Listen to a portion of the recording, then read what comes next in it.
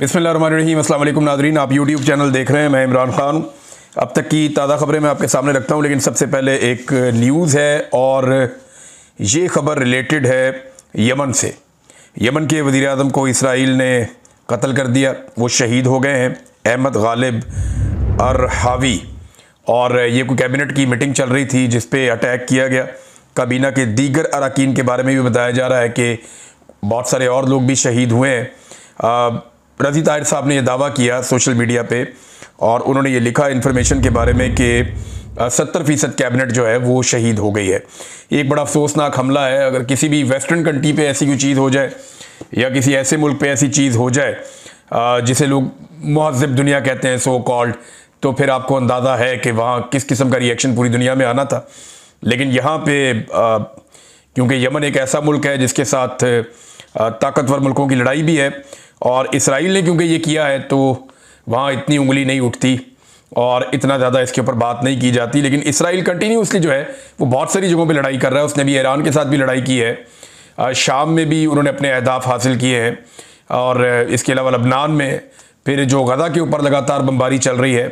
गज़ा की जो लेटेस्ट सूरत हाल है, रोज़ाना की बुनियाद के ऊपर लगभग 100 के करीब लोग शहीद हो जाते हैं, 50 से 100 के बीच में, और हमलों में शिद्दत आती जा रही है। गज़ा पे मुकम्मल हमले का और कब्ज़े का एक मंसूबा भी नेतन्याहू का है जिसे वो अमली जामा पहनाने की कोशिश कर रहा है। अच्छा जी, अब आ जाए पाकिस्तान की जो अंदरूनी सूरत हाल है। फ्लड्स की वजह से वो बड़ी वर्स होती जा रही है और इंडिया मज़ीद पानी छोड़ने पर मजबूर है। उसकी वजह यह है कि इंडिया में भी सैलाब आया हुआ है। ऐसा नहीं है कि इंडिया ने जो पानी छोड़ा वो उन्होंने कोई शौक़ से छोड़ दिया। पानी बड़ी कीमती चीज़ है, वो अपने डैमों के अंदर इस पानी को जमा करके रखना चाहते हैं। कोई भी इतना अरबों डॉलर का पानी ज़ाया नहीं करेगा। तो ये इंडिया में फ्लड्स आ गए, वहाँ पे बहुत इजाफी बारिशें हुई हैं। क्लाउड बर्स्ट के वाक़यात जो मैं आपको बता रहा हूँ गुज़िश्ता कई दिनों से हो रहे हैं मुख्तलिफ पहाड़ी इलाकों में। तो ये सारा पानी बहता हुआ 3 दरियाओं के अंदर एक शिद्दत पैदा कर रहा है, जिनमें से एक दरिया जो है वो सतलुज है। वहाँ ब्यास है इंडिया में, लेकिन वो पानी भी सतलुज में आता है जो पाकिस्तान को इफ़ेक्ट करता है। एक दरिया जो है वो रावी है और जो तीसरा बड़ा दरिया है वो चनाब है। इन तीनों दरियाओं ने जो पंजाब की सरजमीन है, ख़ास तौर पे जो इज़ला सेंट्रल पंजाब और जो जनूबी पंजाब वाले हैं, ये इस तरफ मुतासर कर रहे हैं तीनों दरिया। अभी आगे ये और जेलम में भी पानी की शिद्दत बढ़ी है, तो ये सारे दरिया जाकर दरियाए सिंध में गिरेंगे और सिंध के अंदर एक बड़ा चैलेंज होगा पाकिस्तान की हुकूमत के लिए। लेकिन इस वक्त पाकिस्तान का जो वज़ीर आज़म है वो अवाम को सैलाब में डूबता हुआ छोड़ के शंघाई ताउन तंजीम के इजलास में शिरकत करने के लिए चाइना रवाना हो गया डिप्टी वज़ीर आज़म के साथ। देखिए, इस वक्त वज़ीर आज़म को पाकिस्तान में होना चाहिए था, लेकिन एक जाली हुकूमत है, उनको परवाही नहीं है। उन्हें पता है इन लोगों के वोटों की औकात ही कोई नहीं है। ना हम इन लोगों के वोटों से आए, ना हमने इन लोगों का सामना करना है, ना इन लोगों को पूछना चाहिए। बल्कि मुझे ऐसा लगता है कि ये जो हुक्मरान है ये अवाम से नफरत करते हैं और शायद ये अपने दिल में सोचते हैं कि अच्छा हुआ डूबे। ये वजह ये इन्होंने कौन से हमें वोट डाले थे। हमें तो वोट मिले बूट पॉलिश के बदले में। हमने बूट पॉलिश किए, जूते पॉलिश किए, उसके बदले में हमें इक़्तिदार मिल गया।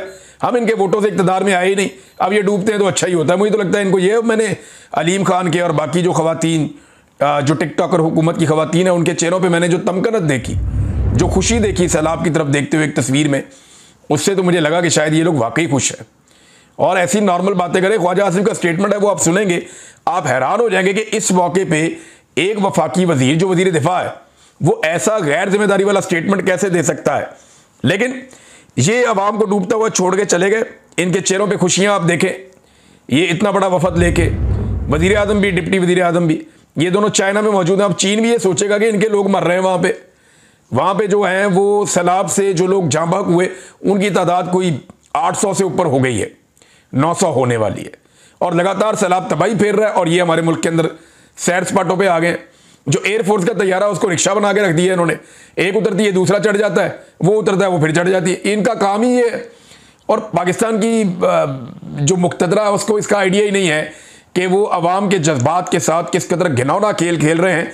ये तो उन्हें तब पता चलेगा जब अवाम खड़ी हो जाएगी। नाज़रीन, ये अवाम खड़ी होगी ना तो कब्ज़ा छूट जाएगा, बिल्कुल ऐसे ही छूट जाएगा जैसे रावी ने अपना कब्ज़ा छुड़वा लिया। देखे ना, ज़मीन तो रावी की थी ना। इमरान खान यही कहता था ना कि दरिया की ज़मीन है, इसके अंदर मैं सोसाइटी नहीं बनाने दूंगा। यही बात वो कहता था ना। अब ये मोटे दिमाग वाले जो हैं ये प्रोपेगेंडा कर रहे हैं जी इमरान खान ने रावी के अंदर सोसाइटी बना, और खाना खराब सोसाइटी बनी है 2024 में। इमरान खान को मिलिट्री एस्टेब्लिशमेंट ने गिरफ्तार कर लिया था 2023 में। पहली गिरफ्तारी 9 मई 2023 को हुई, दूसरी गिरफ्तारी उनकी की गई 5 अगस्त 2023 को। और ये जो परमिशन दी गई है ये दी गई है अप्रैल 2024 में, जब इमरान खान साहब जेल में थे। ना वो आदमी किसी को दिखाई देता है, ना वो आदमी किसी को सुनाई देता है। जेल के अंदर उसको बंद करके निशाने इबरत बनाने की कोशिश की जा रही है। उसके खाते में डाल दिया इन मोटे दिमागों वालों ने, पता नहीं खोते का गोश्त खाया हुआ इन सारों ने। ये उठा के इमरान खान के खाते में डाल रही है। सोसाइटी इमरान खान ने बनाई थी और भाई इमरान खान ने इसके खिलाफ कार्रवाई करवाई थी।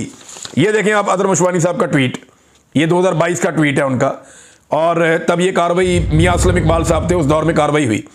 लाहौर पुलिस और ये देखें आप, लाहौर पुलिस और दिल्ली इंतजामिया का बाअसर कब्जा माफिया के खिलाफ अलीम खान की सोसाइटी पार्क व्यू में ग्रैंड ऑपरेशन। इरिगेशन डिपार्टमेंट की अरबों रुपए मालियत की सरकारी अराजी कब्जा ग्रुप से छुड़वा ली। ये वो अराजी है जो इमरान खान साहब ने छुड़वाई थी। और अब जनाब मरियम नवाज की हुकूमत आई और मरियम नवाज की हुकूमत ने इसको दे दी परमिशन। और ये ऐसे अजीब लोग हैं कि वो उठा के इमरान खान के खाते, अभी अलीम खान का भी क्लिप वायरल हो रहा है कि इमरान खान साहब का रूटा बनाने का मकसद ये था कि दरिया को महफूज बनाया जाए।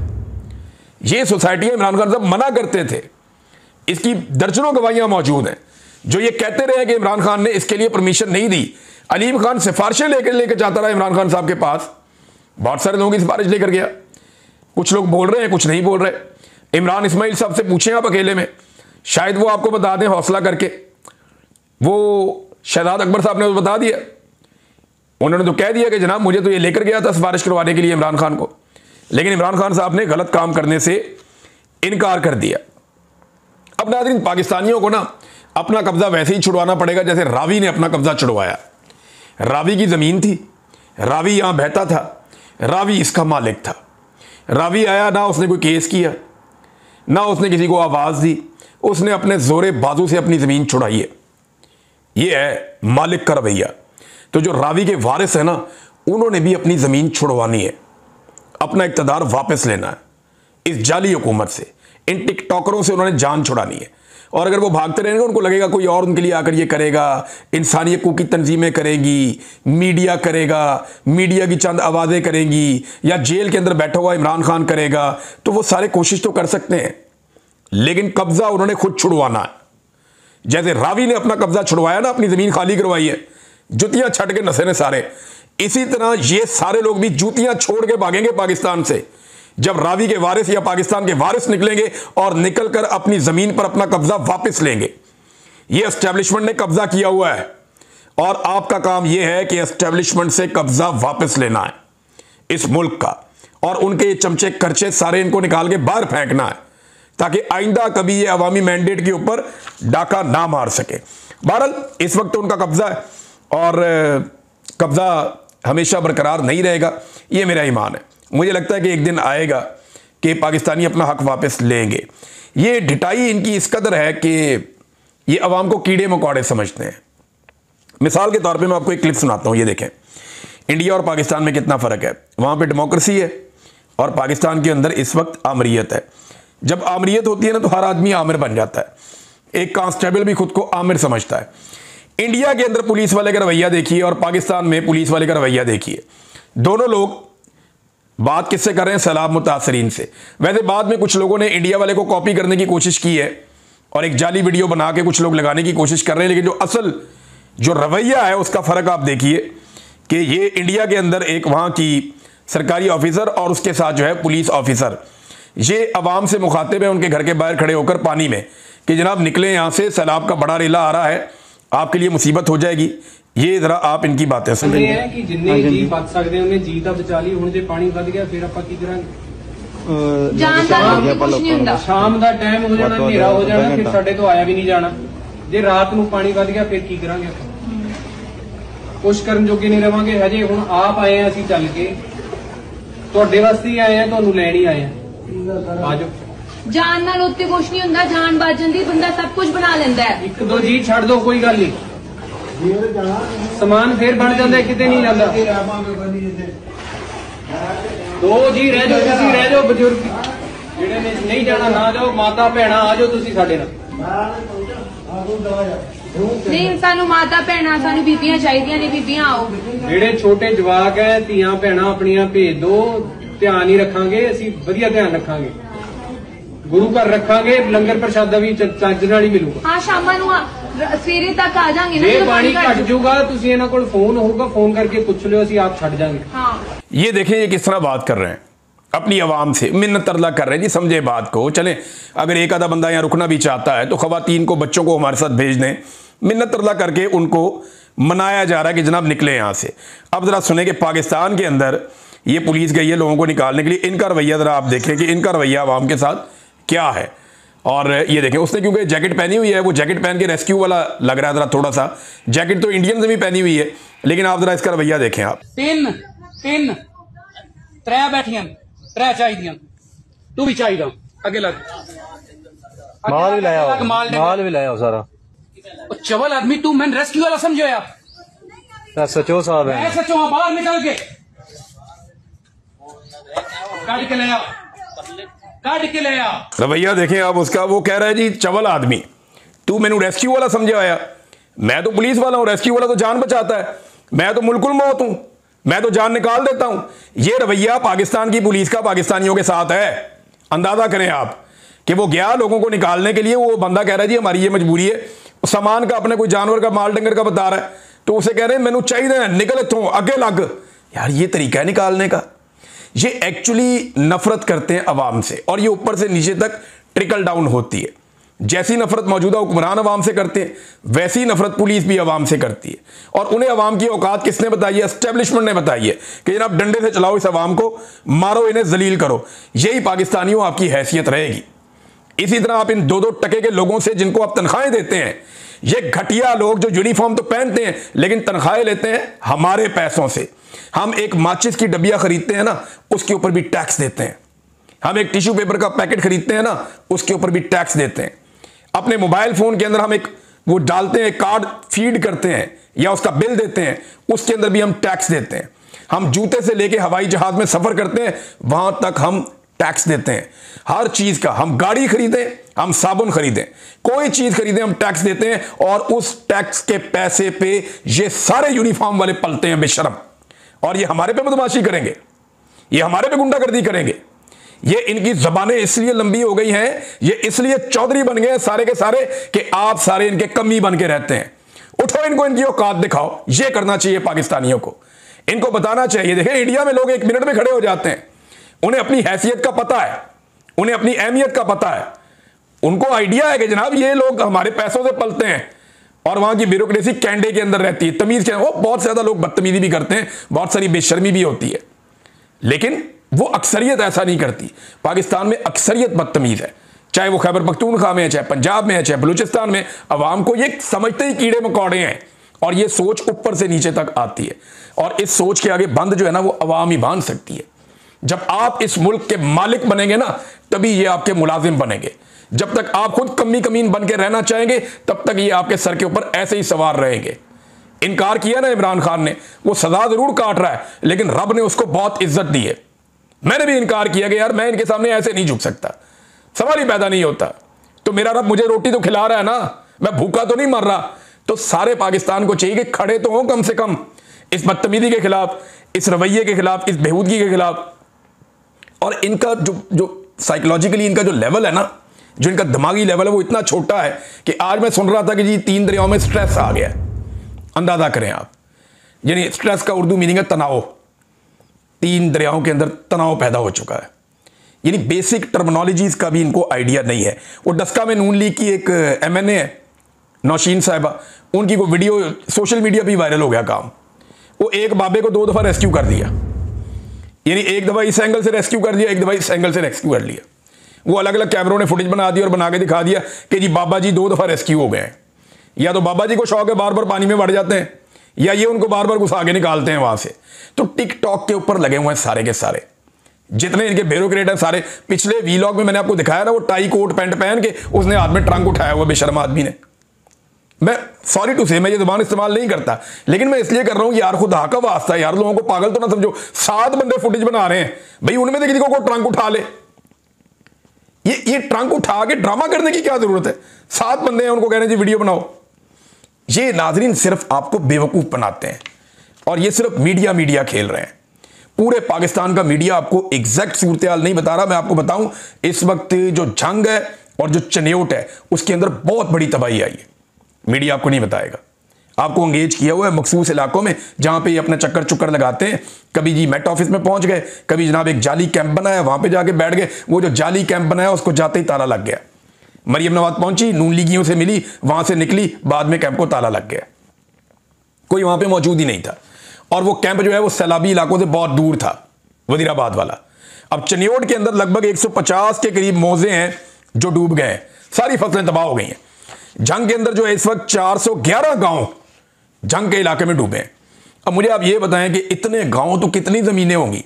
और शिकायत पता क्या आ रही है यहां से कि जो बड़े बड़े लोग हैं उनकी शुगर मिले, खासतौर पर रमजान शुगर मिल का तो लोगों ने नाम लिया, उनकी शुगर मिले बचाने के लिए बड़े बड़े लोगों की और बड़े बड़े जमींदारों और जागीरदारों की जमीनें और उनके बागात बचाने के लिए आम आदमी और गरीब की जमीनों को डुबोया जा रहा है और गलत जगहों से बंद तोड़े जा रहे हैं। यह सूरत हाल पाकिस्तान भर में हो रही है। मुल्तान खतरे में है, कसूर खतरे में है और हुकूमत सो रही है। इनकी कैपेसिटी नहीं है, इनको इस बात की अकल ही नहीं है। वो जनाब शो करते हैं थोड़ी देर बाद जी पाकिस्तान की तारीख में पहली मर्तबा हमने ये कर दिया, पाकिस्तान की तारीख में सबसे पहली मर्तबा और सबसे बड़ा हमने ये कर दिया, यानी सबसे बड़ा रेस्क्यू ऑपरेशन हमने कर दिया। अभी तक रेस्क्यू किसको किया आपने? पाकिस्तान की तारीख का सबसे पहले जो है ना हमने वो फुटेज बना ली ड्रोन से जनाब, इससे पहले किसी ने नहीं किया। पाकिस्तान की तारीख साथ इकदाम, और भाई तारीख आपने सिर्फ एक बनाई है। पाकिस्तान की तारीख का सबसे बड़ा इलेक्शन का डाका आपने मारा है। पाकिस्तान की तारीख का सबसे पहले जो आप लोगों ने एक जाली हुकूमत बनाने का रिकॉर्ड कायम किया है, मुकम्मल जाली हुकूमती निजाम आपने कायम किया है। और पाकिस्तान की तारीख में तारीख साज बूट पॉलिश आपने की है। इसके अलावा आपने कोई तारीखी काम नहीं किया। बूट पॉलिश आपने तारीखी की है, धांधली आपने तारीखी की है, जाली हुकूमत आपने पहली मर्तबा इतनी बड़ी बनाई है कि इससे पहले कभी किसी ने नहीं बनाई थी। ये हैं आपके तारीख साज इकदामात। वो टिकटॉकर कहती है जी ये भी पहली दफा किया हमने, वो भी पहली दफा किया हमने। ख्वाजा आसिफ का स्टेटमेंट देखें आप, ये सारे के सारे जो है ना वो नमूने हैं और एक ऐसे अजीबो गरीब लोग हैं। मैं पहले ये स्टेटमेंट मैंने एक जगह पढ़ा तो मुझे यकीन ही नहीं आया, बाद में मुझे लगा कि शायद ये एडिटेड है, ऐसा वो कह नहीं सकते। फिर मैंने siyaset.pk के ऊपर ये लिखा हुआ देखा तो मुझे लगा कि यार वो लोग तो तहकीक करते हैं। अब लिखा हुआ क्या है जरा ये आप देखें, लोगों को ये पानी घर ले जाकर जमा कर लेना चाहिए, किसी हमाम या टब में डाल लेना चाहिए। इस पानी को नेमत समझें और घर में जमा कर लें। इस पानी को हमें ब्लेसिंग की शक्ल देनी चाहिए। बड़े डैम बनने में 10-10 साल लग सकते हैं। ख्वाजा आसिफ का आवाम को मशवरा। 40 साल हो गए हैं इनको इस इक़्तिदार के अंदर, इस शरीफ खानदान को। इनको इमरान खान के 3 साल का तो हिसाब लेना है जिसमें से 1.5 साल तो कोरोना वायरस था और उसने उस 3 साल के अंदर वो काम किए जो पाकिस्तान की तारीख में पहले कभी नहीं हुए। उससे लेना 3 साल का हिसाब, अपने 40 साल का इन्होंने हिसाब नहीं देना। 6 इनके घर से वज़ीर आला 6 दफ़ा आए हैं, 5 दफ़ा इनके घर से जो वज़ीर आज़म आए हैं। और इन्होंने कौन सा डैम बनाया बताएं ना, किसी एक डैम का नाम बताएं कि ये बड़ा डैम जनाब हमारे खानदान ने बना दिया पाकिस्तान में। टके का काम इन लोगों ने नहीं किया और बातें इनकी आप सुने। ये एक और कारनामा नाज़रीन चेक करें, ये इंतहाई अफसोसनाक है। मैं आपको लोगों की ज़ुबान से ही सुनाता हूँ। ये आगा शेख सरवर साहब ने ये वीडियो शेयर की है, इंतहाई तकलीफ दे है। नहीं, मुझे अजीब लगता है कि ये चीज़ें पाकिस्तान की तारीख में ये पहली दफ़ा हो रही हैं। चीज़ें जो ये कर रहे हैं, जो ये क्लेम करते हैं वो तो नहीं हो रही, ये पहली दफ़ा हो रही हैं चीज़ें पाकिस्तान की तारीख में कि वो कहते हैं कि जनाब अगर आपने राशन बांटना है या गरीबों की मदद करनी है तो राशन के ऊपर मरियम नवाज की फोटो लगाकर लाएं तो बांटने देंगे, वरना हम नहीं बांटने देंगे। ये इंतजामिया और पुलिस कर रही है लोगों के साथ जो लेकर गए। ये सुने जरा क्या कहा उन्होंने, ये इनकी बात सुने जरा, ये सुने। तो इन लोगों ने हमें लोगों तक सामान पहुंचाने से जो है वो रोक दिया और जब हमने उनसे पूछा कि क्या वजह है, आपने हमें सामान क्यों नहीं देने दे रहे, तो उन्होंने कहा जी हमें पीछे से ऑर्डर है कि जब तक यहाँ तो आप इसके ऊपर मरियम की तस्वीर लगाएं तो फिर हम आपको देने देंगे, तो जिसकी वजह से फिर हम सामान मजबूरन वापस लेके आए। आपने मरियम की तस्वीर क्यों नहीं लगाई? लगा लेते तस्वीर। देखिए ये लोग जो है पता नहीं क्या चाहते हैं, इनको इन हालात में भी अपनी सियासत और इस तरह की झूठी मकारियों में पड़े हुए हैं कि लोगों को हेल्प की जरूरत। ये अब वो बता रहे हैं जनाब कि मरियम की फोटो जो है उनकी शर्त है कि वो फोटो लगाओगे। ये अगले बंदे की बात सुने आप। एक बंदे ने तो कलमा पढ़ के कसम खाई है कि मुझे उन्होंने कहा पुलिस ने कि इसके ऊपर मरियम नवाज की फोटो चिपकाओ, और ये मैं आपको पहले बता रहा था कि इनकी ये गंदी हरकतें होंगी कि मरियम नवाज का फोटो चिपकाओ तो लोगों को खाना देने देंगे, वरना नहीं। फिरौन है ये, और ये फिरौनियत वाली हरकत है। ये जो भी कर रहा है उसको होश के नाखून लेने चाहिए। ये कोई भला नहीं हो रहा मरियम नवाज का, लोग गंदी गालियां देंगे। और भूखे लोग हैं यार, वो खाने का इंतजार कर रहे हैं, राशन का इंतजार कर रहे हैं, सामान का इंतजार कर रहे हैं। ये लोग उनके लिए राशन, खाना और सामान लेकर पहुंचे, इनको बांटने नहीं दिया कि वापस लेकर जाओ, इस पे मरियम की फोटो चिपका के लाओ। उसका फोटो होगा तो हम देने देंगे, वरना नहीं देने देंगे। भूखे मरते हैं तो मरे भाई, खुद तो तुमने मदद करनी नहीं है। वो बेचारे जो लोग मदद करने के लिए आ रहे हैं उन्हें तो मदद करने दें आप। ये सुने आप एक और नौजवान क्या कह रहा है। इस वक्त आपने क्या देखा, क्या हुआ, थोड़ा सा मुझे बताइए। हम सामान देने गए थे, वहाँ पे पीड़ा फोर्स आ गई। उसके बाद पीड़ा फोर्स ने हमें सामान नहीं देने दिया। उसके बाद वहाँ से उसके बाद बात करवाई उन्होंने किसी से। उसके बाद उसने भी मना कर दिया कि सामान बिल्कुल भी नहीं देना आपने, अगर देना भी है तो मरियम नवाज की तस्वीर वगैरह लगा के दें इसके ऊपर। ये आप हल्फन बात कर रहे हैं? जी जी, कसम उठा सकते हैं? जी कसम भी उठा सकते हैं। हम वहाँ पहुँच गए तो ये पुलिस वाले आ गए, कह रहे थे कि यहाँ आप लोग सामान नहीं इस तरह तकसीम कर सकते, या तो आप लोग मरियम नवाज को तस्वीर लगा के फिर तकसीम करोगे। इस तरह मुझे हम लोगों को ना तकसीम नहीं होने दे रहे थे। वापस जा रहे हैं और जो लोग यहाँ ये देखें नाज़रीन, ये लोग बता रहे हैं फोटो लगाओ उसका टिकटॉकर का, ताकि उसका टिकटॉक बने और फिर सामान तकसीम होगा, वरना सामान तकसीम नहीं होगा। कैसे बेशरम लोग हैं, हद हो गई वैसे, खुदा की कसम। मुझे बहुत तकलीफ हो रही है ये बात करते हुए कि यार भूखे लोग बैठे हैं, खाने का इंतजार कर रहे हैं, उनके सामने से खाना सिर्फ इसलिए वापस जा रहा है कि इसके ऊपर मरियम नवाज का फोटो नहीं है। कितना शौक है इन्हें अपने फोटो का। दूसरी जानिब नाज़रीन, एक और जो अपडेट है वो अलीम खान की सोसाइटी के अंदर अब गुंडे छोड़ दिए गए हैं। वो अब सोशल मीडिया वालों को मारते हैं, धक्के मारते हैं, उनसे मोबाइल फ़ोन छीनते हैं, और जो भी वहाँ पे कवरेज के लिए जाता है उसको तकलीफ़ पहुँचाई जाती है। लोगों को हरासा किया जा रहा है कि जो पार्क व्यू सोसाइटी है जो डूब गई है दरिया वाला, उसका पूरा हिस्सा, वो सोसाइटी जो है वो उसकी विजुअल ना दिखाए जाए, या आवाम को ना बताया जाए कि सोसाइटी का बेड़ा गर्क हो गया और अलीम खान ने झूठ बोला। एक चीज़ सोचें आप ज़रा, चलें बाकी बातें तो बाद में करते हैं। जो ये गुंडागर्दी कर रहे हैं उस पर तो हम बात कर लेंगे। अव्वल तो आवाम को बाइकआउट ही कर देना चाहिए पार्क व्यू का। अब आइंदा किसी को नहीं चाहिए कि वहाँ प्लॉट बनाए, घर बनाए, और बहुत जगह जाके कहीं और बना लें। आप बाइकआउट करेंगे, ज़मीन पे उतरेगा, इसकी बदमाशी निकल जाएगी। मेरा सवाल ये है कि जो आदमी इतना साफ झूठ बोल रहा है कि सामने पानी खड़ा हुआ नजर आ रहा है और कह रहा नहीं है, यानी दिन के टाइम खड़ा होकर कह रहा है जी मुझे तो दिन नजर ही नहीं आ रहा, सामने पानी खड़ा हुआ है, ड्रोन चल रहे हैं, हर तरफ पानी नजर आ रहा है खड़ा हुआ, घर डूब गए हैं, लोग बता रहे हैं सामान हमारा रुड़ गया है, और वो आदमी खड़ा होकर कह रहा है जी कोई भी नहीं हुआ, एक भी बंद नहीं टूटा, जरा भी पानी नहीं आया, एक भी नकल मकानी नहीं हुई, और सारी रात लोग वहां से नकल। जो आदमी इतना सफेद झूठ बोल सकता है, उसने इमरान खान के बारे में कितने बड़े बड़े झूठ बोले होंगे। तो अल्लाह ताला ऐसे लोगों को बेनकाब कर देता है। और मैंने ये देखा है कि इमरान खान के दुश्मन एक एक करके नंगे हुए हैं, और ऐसे नंगे हुए हैं कि अवाम के सामने उनका सब कुछ ही खुलकर नजर आ गया है। अब तक के लिए इतना ही, अपना ख्याल रखिएगा, अपने इस चैनल का भी। अल्लाह हाफ़िज़।